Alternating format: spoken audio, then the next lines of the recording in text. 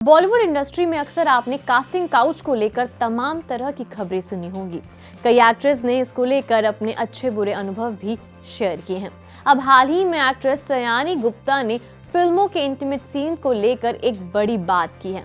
Actress ने casting couch को लेकर और इंटीमेट सीन को लेकर क्या कहा, आइए जानते हैं। लेकिन उससे पहले अगर आपने अभी तक दैनिक जागरण के यूट्यूब चैनल को सब्सक्राइब नहीं किया तो अभी कर लीजिए। हेलो नमस्ते, मैं हूँ आपकी होस्ट दोस्त नेहानंद और आप देख रहे हैं जागरण.com।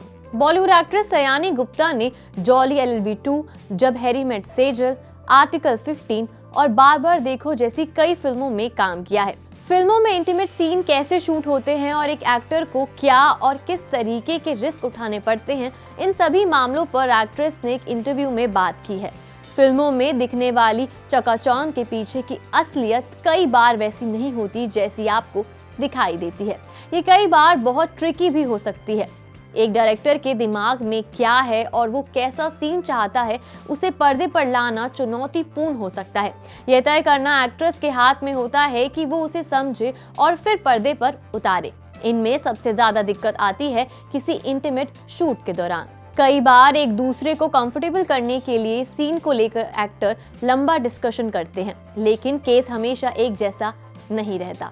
अब इस मामले पर बात करते हुए एक्ट्रेस सयानी गुप्ता ने एक इंटरव्यू में कहा, उन्होंने बताया कि बदलते समय के साथ काफी चीजें सुधर रही हैं। अब इंटीमेट सीन या बोल्ड सीन शूट करते वक्त सेट पर इंटीमेसी कोऑर्डिनेटर और डायरेक्टर होते हैं।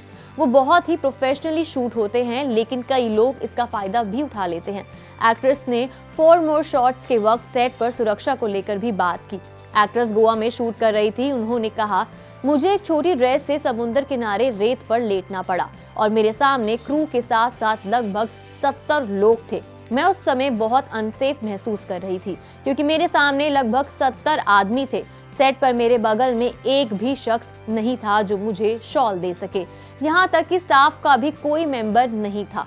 सयानी गुप्ता ने आगे कहा, मैं इंटीमेसी को लेकर पूरी किताब लिख सकती हूँ, लेकिन अब मैं शुक्रगुजार हूँ कि हमारे प्रोफेशन में अब इंटीमेसी कोऑर्डिनेटर होते हैं।